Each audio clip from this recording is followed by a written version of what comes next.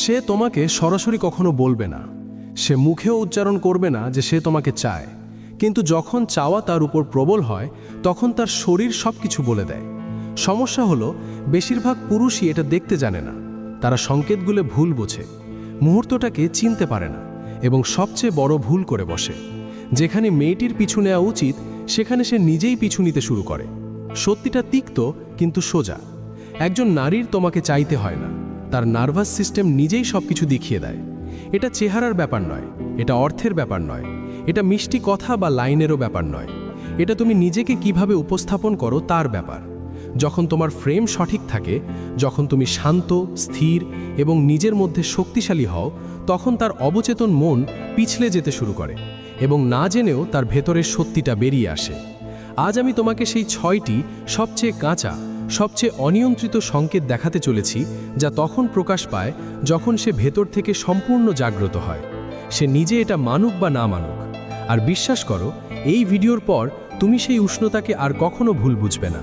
কারণ স্টয়িক পুরুষ অনুমানের উপর চলে না, সে সংকেত পড়ে। তো চলুন শুরু করা যাক। নাম্বার 1, চোখ নিচে নামিয়ে সঙ্গে সঙ্গে সরিয়ে নেওয়া। তার মুখ নীরব থাকবে, কিন্তু তার চোখ কখনো মিথ্যা বলে না, বিশেষ করে যখন চাওয়া তার উপর প্রবল হতে শুরু করে।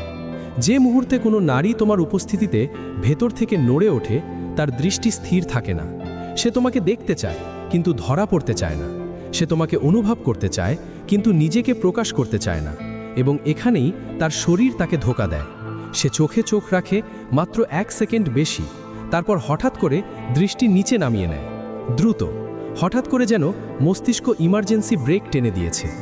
এখন প্রশ্ন হলো, নিচেই কেন? কারণ শত শত বছর ধরে প্রকৃতি নারীর মধ্যে এই সংকেত বসিয়ে রেখেছে। দৃষ্টি নিচে নামানো মানে ঝুঁকে থাকা, মানে নীরব সম্মতি, মানে তুমি এগিয়ে আছো। এটা লজ্জা নয়, এটা ভদ্রতা নয়, এটা সেই চাওয়া যা শিষ্টাচারের আড়ালে লুকানোর চেষ্টা করছে। মনোযোগ দিয়ে দেখো, তুমি কোনো ঘরে প্রবেশ করো, দৃষ্টি বিনিময় হয়, সে চোখ নিচে নামিয়ে নেয় এবং সঙ্গে সঙ্গে নিজেকে কোনো কাজে ব্যস্ত করে তোলে। কখনো ফোন, কখনো ব্যাগ, কখনো চুল। যদি তার আগ্রহ না থাকে তাহলে এসব করার দরকারই পড়তো না। সে আসলে তোমার শক্তিকে তার প্রবৃত্তির মাধ্যমে বোঝার চেষ্টা করছে। এক নজরের আড়ালে তার নার্ভাস সিস্টেম কথা বলছে, আমি তার উপস্থিতি অনুভব করছি এবং আমি জানি না এর কি করব। এখন এখানে সাধারণ পুরুষ এবং একজন ভারসাম্যপূর্ণ পুরুষের মধ্যে পার্থক্য তৈরি হয়। তুমি সেই দৃষ্টির পিছু নাও না, তুমি তাকে ইঙ্গিত ভেবে ঝাঁপিয়ে পড়ো না, তুমি এটাকে অনুমতি মনে করো না। তুমি তোমার দেহ ভাষা সামলে রাখো, তুমি স্থির থাকো, তুমি নিজের কেন্দ্রে অবিচল থাকো। আর এই স্থিরতাই তার অস্থিরতাকে আরও গভীর করে তোলে। তারপর তার দৃষ্টি আরও বেশি সময় ধরে স্থির থাকতে শুরু করে। তার নীরবতা ভারী হতে থাকে এবং খুব শীঘ্রই তার চাওয়ার জন্য লুকানোর কোনো জায়গা থাকে না। কারণ যখন তুমি শান্ত থাকো তখন তার চোখ সব কিছু বলে দেয়। নাম্বার 2, পা ক্রস করা এবং পেলভিক লকের শক্তি।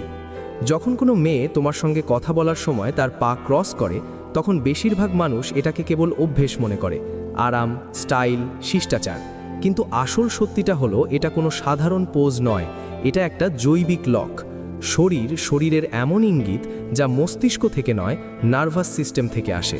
তার শরীর নীরবে একটিই কথা বলছে, আমি নিজেকে খোলা অনুভব করছি এবং এই অনুভূতি আমার ভালো লাগছে যতটা আমি মানতে চাই না। এবার এটাকে স্টোইক চিন্তা এবং প্রাকৃতিক ওয়্যারিং দিয়ে বোঝো। যেই মুহূর্তে কোনো নারীর ভেতরে চাওয়া জাগে, সবার আগে তার নিচের অংশ প্রতিক্রিয়া দেয়। উরুতে হালকা টান আসে, কোমর কিছুটা সামনের দিকে ঝুঁকে যায় এবং তারপর পা একে অপরের ওপর ক্রস হয়ে যায়। কিন্তু খেয়াল করো, এই পা তোমাকে আটকানোর জন্য নয়, এটা প্রতিরক্ষা নয়, এটা চাওয়াকে নিয়ন্ত্রণে রাখার চেষ্টা। তার ভেতরে যে উত্তেজনা তৈরি হচ্ছে সেটাকে সে চাপ দিয়ে সামলাচ্ছে। উরুতে চাপ দেওয়া, অবস্থান বদলানো, কোনো কারণ ছাড়াই কখনো পা নাড়ানো, কখনো শরীরকে হালকা করে মোড়ানো, এগুলো সবই ইঙ্গিত যে তার ভেতরে কিছু চলছে। এটাকে বলে পেশি নিয়ন্ত্রণ এবং এটা পুরোপুরি আসল।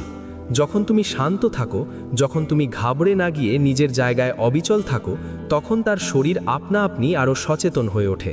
সে নিজেকে আরও বেশি অনুভব করতে শুরু করে। তার নিয়ন্ত্রণ দরকার, এই জন্য সে সামঞ্জস্য করে, পা ক্রস করে, চাপ সৃষ্টি করে। এখন এখানে বেশিরভাগ পুরুষ ভুল করে বসে। তারা ঝুঁকে পড়ে, তার ব্যক্তিগত পরিসরে ঢুকে পড়ে, দ্রুত কথা বলতে শুরু করে। এটা নিশ্চিত করার চেষ্টা করে যে তারা যা অনুভব করেছিল সেটা সত্যি ছিল কিনা। আর এখানেই পোলারিটি শেষ হয়ে যায়। একজন ভারসাম্যপূর্ণ পুরুষ এমন কিছু করে না। সে দেখে, বোঝে এবং সেখানেই দাঁড়িয়ে থাকে, সম্পূর্ণ স্থিরতার সাথে। আর এই স্থিরতাই তার ভেতরের ঝড়কে আরও তীব্র করে তোলে। তুমি যত শান্ত থাকো সে তত অস্থির হতে থাকে, কারণ সেই ক্রস করা পা না অস্বীকার না দূরত্ব, সেটা হলো আবদ্ধতা। তার শক্তি ভেতরের দিকে ঘুরছে, এবং যদি তুমি নিজের ফ্রেম শক্তিশালী রাখো তাহলে সেই উত্তেজনা সেখানেই থেমে থাকে, সেটা তার মস্তিষ্ক পর্যন্ত যায়। পরে যখন তুমি সেখানে না থাকো, সে মনে করে কিভাবে সে বারবার নড়াচড়া করছিল, কিভাবে তার উরু টাইট ছিল এবং কিভাবে তুমি মোটেও বিচলিত হওনি। তার চোখে তুমি সেই পুরুষ হয়ে ওঠো যাকে সব কিছু বোঝা গিয়েছিল, তাকে একটিও কথা না বলিয়ে। নাম্বার 3, কণ্ঠস্বরের পরিবর্তন যা লুকানো আকাঙ্ক্ষাকে প্রকাশ করে। তোমার তার কথার দরকার নেই, তোমার কোনো প্রকাশেরও দরকার নেই, শুধু এটা অনুভব করতে শেখো যে যখন সে তোমার আশেপাশে থাকে তখন তার কণ্ঠস্বর কেমন হয়ে যায়। কারণ যেই মুহূর্তে সে তোমার শক্তি অনুভব করে, যেই মুহূর্তে তোমার উপস্থিতি তার হৃৎস্পন্দনকে কিছুটা দ্রুত করে তোলে, সেই মুহূর্তে তার কণ্ঠস্বর তার সাথে বিশ্বাসঘাতকতা করে। সে কথা তো একই বলে যাচ্ছে, কিন্তু তার কণ্ঠস্বর আগের মতো থাকে না। কখনো হালকা, কখনো নরম, কখনো ধীর, কখনো হঠাৎ করে একটু উঁচু। এটা কোনো অভিনয় নয়, এটা কোনো ভেবেচিন্তে করা পরিবর্তন নয়, এটা শরীরের প্রতিক্রিয়া। তার নার্ভাস সিস্টেম চাপ সামলানোর চেষ্টা করছে। গলা কিছুটা খুলে যায়, শ্বাস প্রশ্বাসের গতি বদলে যায়, শব্দের মধ্যে হালকা বাতাস অনুভূত হতে থাকে। কারণ যখন আকাঙ্ক্ষা জাগে তখন শরীরের ভেতর শক্তি প্রবাহিত হতে শুরু করে, এবং সেই শক্তি তার কণ্ঠস্বরে নেমে আসে। যদি তুমি সত্যিই মনোযোগী হও, যদি তুমি নিজেকে প্রমাণ করার চেষ্টা না করো, যদি তুমি কেবল স্থির হয়ে দেখো, তাহলে তুমি সেই মুহূর্তটি ধরতে পারবে। এক মুহূর্ত আগে সে সম্পূর্ণ স্বাভাবিক ছিল এবং পরের মুহূর্তে তার কণ্ঠস্বরে হালকা ভাব চলে এসেছে। অকারণে হাসি, অর্থহীন প্রশ্ন, এমন বিরতি যা বাতাসে ঝুলিয়ে আছে বলে মনে হয়। অনেক সময় সে এমন প্রশ্ন করবে যার উত্তর তার চাই না। সে কেবল তোমার কাছে কথা বলতে চায়, তোমার উপস্থিতিতে নিজের কণ্ঠস্বর শুনতে চায়। এটা যুক্তি নয়, এটা অবচেতন আকর্ষণ। এখন বেশিরভাগ পুরুষ এখানেই ভুল করে বসে।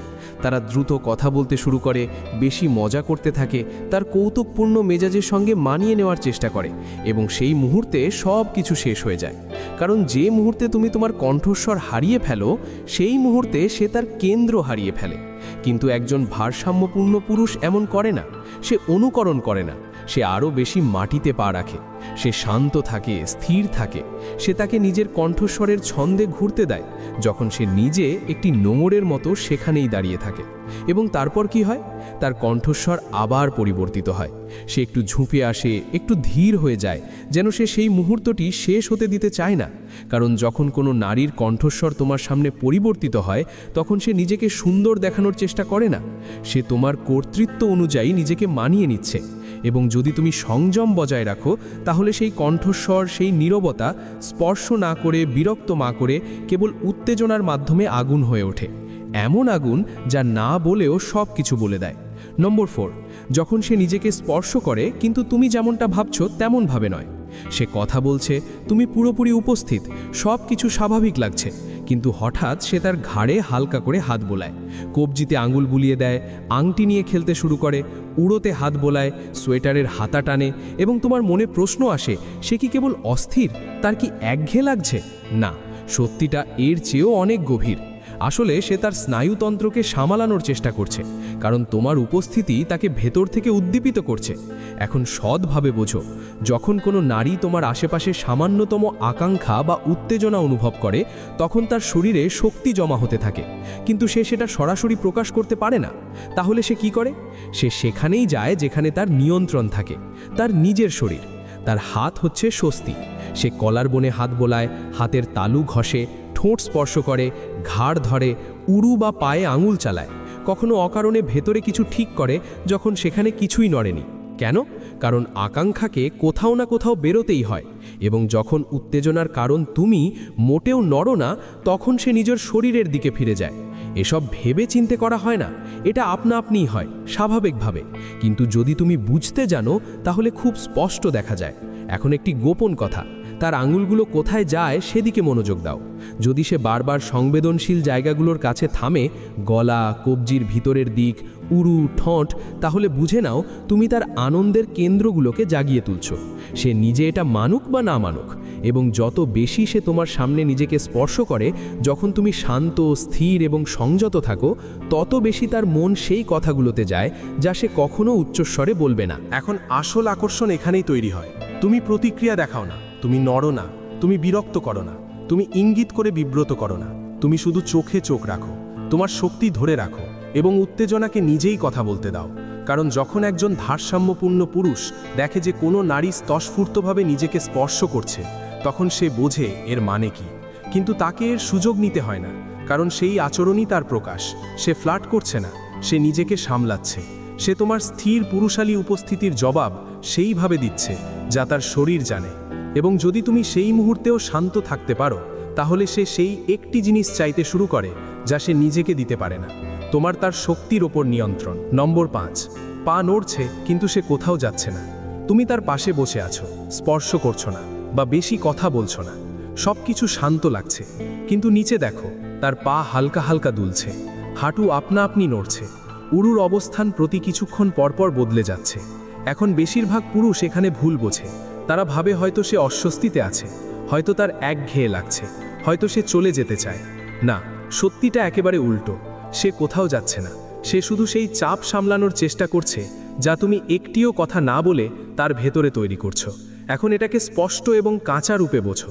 যখন কোনো নারীর ভেতরে চাওয়া জাগে, হালকা হোক বা গভীর, এবং সে সেটা এখনই প্রকাশ করতে পারে না, তখন সেই শক্তি তার নিচের অংশে জমা হতে থাকে এবং শরীরকে সেই শক্তির সাথে কিছু একটা করতেই হয়। তাই পা নড়ে, উরু টাইট হয়, পা বারবার ক্রস হয় এবং আনক্রস হয়। এটা ঘাবড়ে যাওয়া নয়, এটা উত্তেজনা। তার মস্তিষ্ক সেই রাসায়নিক ঝড় সামলাতে ব্যস্ত থাকে যা তোমার উপস্থিতি শুরু করেছে। ভেতরে অনেক কিছু একসঙ্গে চলছে, আনন্দের অনুভূতি, সংযোগ, উত্তেজনা এবং হালকা ভয় যে এটা কি হচ্ছে। এটা পালানোর চেষ্টা নয়, এটা নিয়ন্ত্রণে রাখার চেষ্টা। এখন এখানে একজন ভারসাম্যপূর্ণ পুরুষ আলাদা দেখায়। তুমি প্রতিক্রিয়া দেখাও না, তুমি ঝুঁকে পড়ো না, তুমি মজা করে উত্তেজনা ভাঙার চেষ্টা করো না। তুমি শুধু সেখানেই থাকো, আরামে স্থির, যেন কিছুই হচ্ছে না। আর এই স্থিরতাই তোমাকে আলাদা করে তোলে।